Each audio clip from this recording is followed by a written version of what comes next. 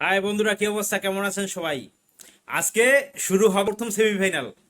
মানে দুই মহাশক্তি, পরাশক্তি বলেন, মানে কেকেআর এবং সানরাইজার হায়দ্রাবাদ।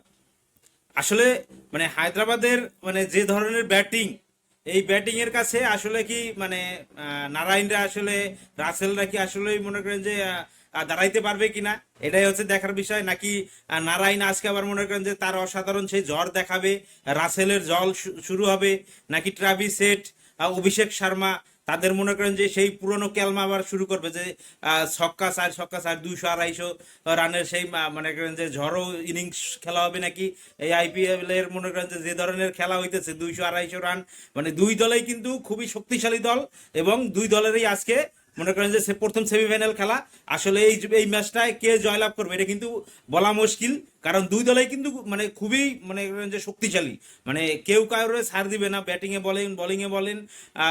বিশেষ করে হায়দ্রাবাদের যে ব্যাটিং লাইন আপ, মানে যদি দাঁড়াই যায় শুধু মনে করেন যে ট্রাভিস হেড এবং অভিষেক শর্মা, তাইলে মনে করেন যে সব খেল খতম। আবার আছে কেলিসন, মনে করেন যে কেলাই মেলাইয়া সব একসাথ করে আলায়। এখন দেখার বিষয় যে নারায়ণরা কি, নারায়ণের আবার বোলিং ওই সাইড দিয়া, কেকেআর এর বোলিং লাইন আপটা কিন্তু আসলে দুর্দান্ত।